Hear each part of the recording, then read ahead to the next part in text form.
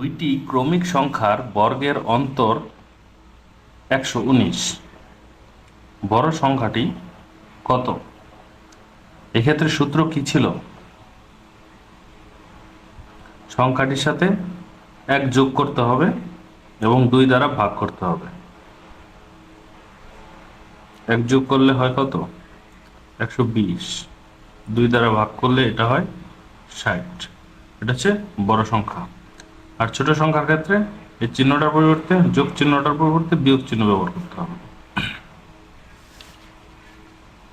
6300 সংখ্যাটিকে কত দ্বারা গুণ করলে সংখ্যাটি পূর্ণবর্গ সংখ্যা হবে? অর্থাৎ এটি পূর্ণবর্গ সংখ্যা নয়, এখানে যে কোনো একটা কিছু দ্বারা গুণ করলে সেই সংখ্যাটা পূর্ণবর্গ হবে। এখন কোন সংখ্যাটা সেটা বের করব কিভাবে? এক্ষেত্রে একটু সময় খরচ করতে হবে, উৎপাদকগুলা বের করে ফেলতে হবে। জোড়ায় জোড়ায় উৎপাদক হবে, যেই উৎপাদকটা বেজোড় থাকবে সেটা দিয়ে গুণ করতে হবে, এটাই উত্তর হবে।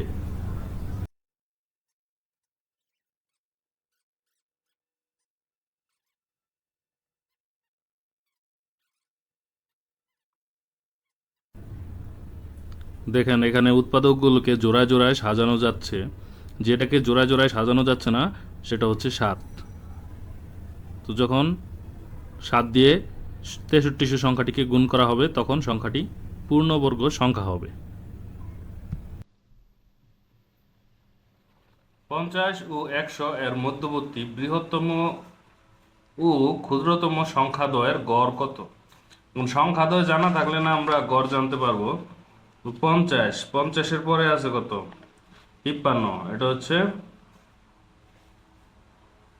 বৃহত্তম ও ক্ষুদ্রতম সংখ্যাদ্বয়। ক্ষুদ্রতম সংখ্যা হচ্ছে 53, আর 100 এর নিচ দিয়ে আছে কত? 97।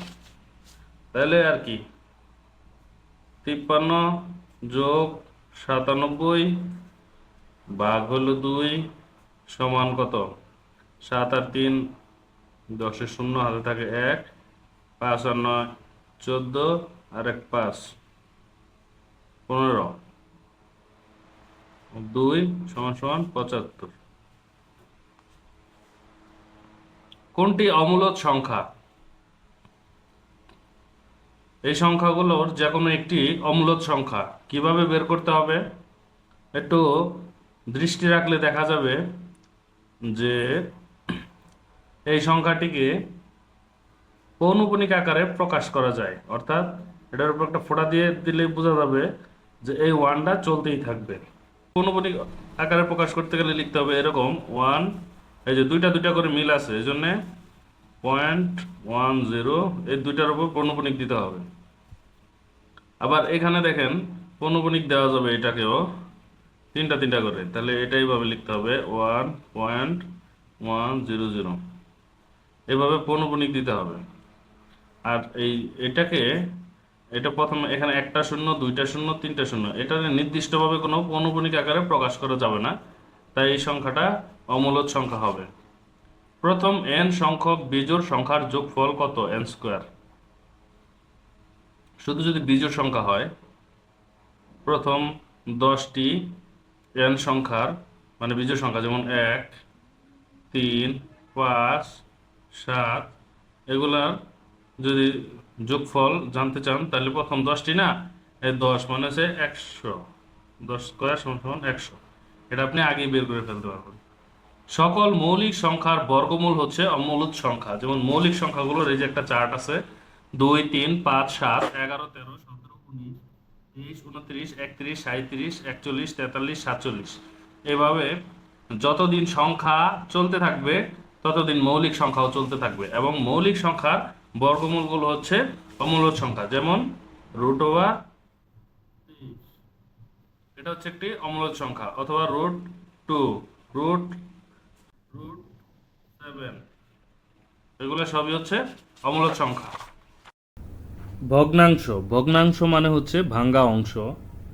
ভগ্নাংশের উপরের সংখ্যাটিকে লব বা নিউমারেটর এবং নিচের সংখ্যাটিকে হর বা ডেনোমিনেটর বলে। ভগ্নাংশ কয়েক প্রকারের হতে পারে।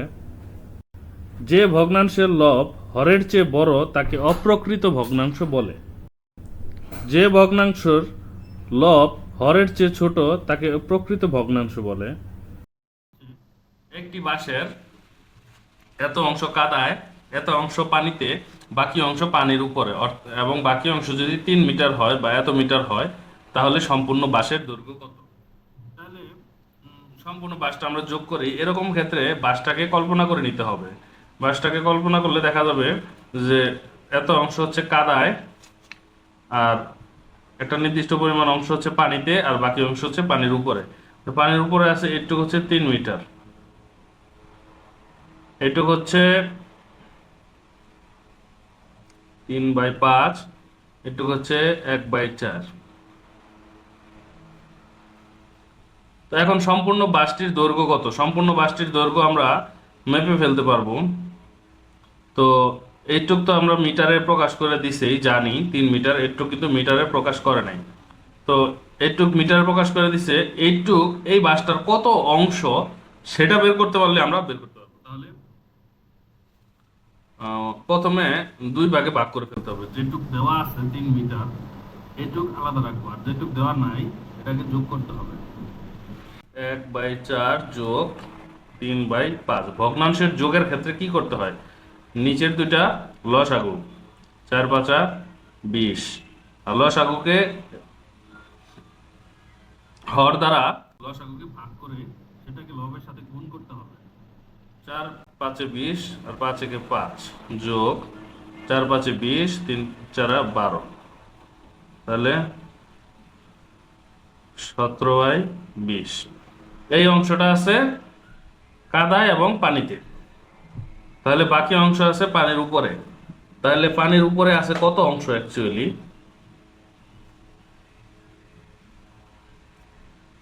সম্পূর্ণ বাঁশটাকে যদি আমরা 1 ধরি বা x ধরি বা ক ধরি, যাই ধরি, সেটা থেকে বিয়োগ দিতে হবে।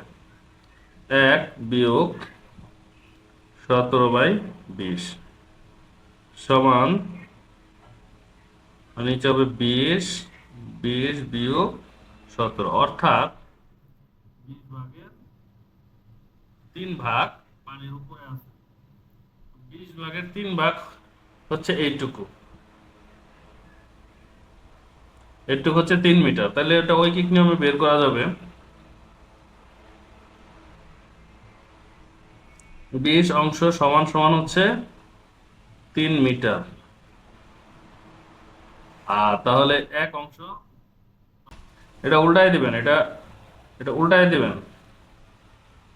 20 3 গুণ 3 মিটার, তাহলে 3 এ 3 এ কাটা, সমান সমান হচ্ছে 20 মিটার।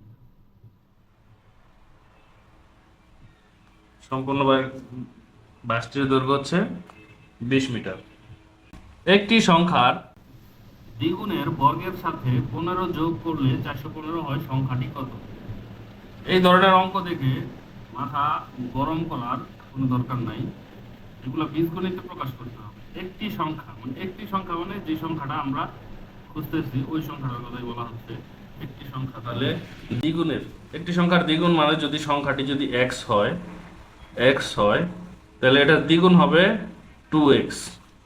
দ্বিগুণের বর্গের সাথে, আচ্ছা এটা আবার বর্গ করতে হবে, বর্গ করলাম, বর্গের সাথে 15 যোগ করলে, আবার এটার সাথে 15 যোগ করলাম, 415 হয়। তাহলে সংখ্যাটি কত? ওকে, আমরা x এর মানটা বের করতে হলে এই সংখ্যাটা পেয়ে যাব। 100 এবং 100 এর রুট হচ্ছে 10, তাহলে সংখ্যাটি হবে 10। আমার মতো ভুল করবেন না আপনারা অঙ্ক করার সময়। যখন এই ব্র্যাকেটের থেকে জিনিসটা বের করবেন, তখন এই ব্র্যাকেটের ভিতরে 2 এবং x এই দুইটার উপরে কিন্তু স্কয়ার আছে, তাহলে x এর স্কয়ার আমরা আলাদাভাবে লিখলাম, 2 এর স্কয়ার হবে 4। জিনিসটা মাথায় রাখতে হবে। সবচেয়ে বড় সংখ্যা কোনটি? এখানে সবচেয়ে বড় সংখ্যা কোনটি এটা দেখে বোঝার যদি কোনো উপায় না থাকে, তাহলে দেখতে হবে দশমিকের পরে সংখ্যা কোনটা আগে আছে। যেমন এই দুইটা সংখ্যার মধ্যে দশমিকের পর একটা 0 আছে, আর এটা দশমিকের পর একটা 1 আছে। এই দুটার মধ্যে এটা যে বড় সংখ্যা এটা নিশ্চিত।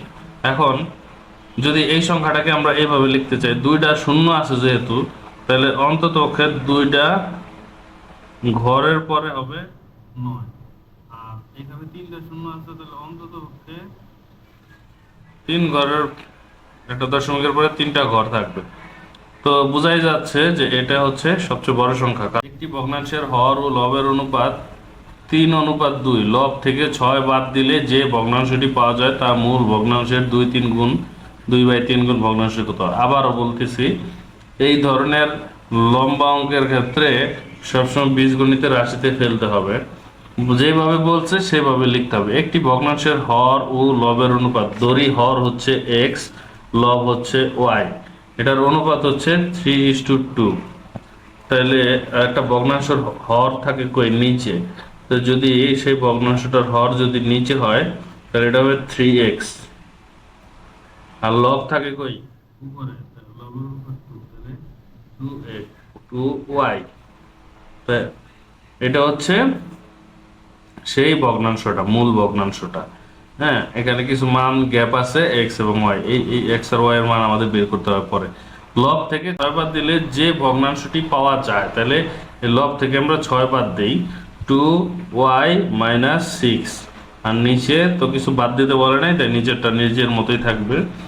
তা মূল ভগ্নাংশের এত গুণ।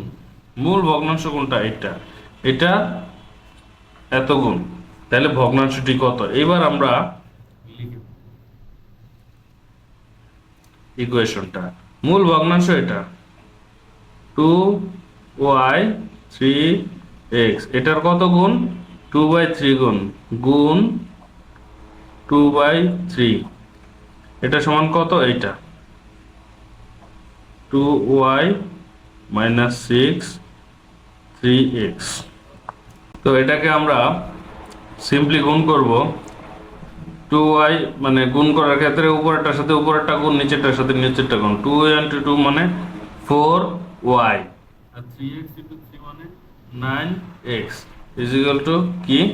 2y - 6/3x, 2y - 6 by. ওকে, ঠিক আছে। এবার এটাকে আমরা একটু ক্রস গুণ করি। 9x × 2y - 6 is equal to 12xy। ঠিক আছে, তাহলে আরো করতে থাকি। 9 2 18xy minus 6 9 54x is equal to 12xy। ওকে, এটাকে এই পাশে পাঠিয়ে দিলে -54x is equal to 12xy minus 18xy। তাহলে -54x is equal to 6 - 6xy, যেহেতু 18 বড় তাই মাইনাস চিহ্ন, এটা 6 নং 2। তাহলে এটা কি দাঁড়াইলো? নেগেটিভ নেগেটিভ কাটা, শেষে দাঁড়াইলো কি? 6xy is equal to 54x। এটা একটু ঘুরাই লিখলাম। তাহলে উভয় পক্ষ থেকে x বাদ দিলাম, যা মন চায় করেন। y সমান সমান 54, তাহলে y সমান সমান 6/54 9, 6 নং 54। যদি 6 নং 54 হয় তাহলে আমরা হর পেয়ে গেলাম। হর পেয়ে গেলাম কত? 2y, মানে 2 × 9 পেয়ে গেছি। এখন আমাদের লাগবে কি?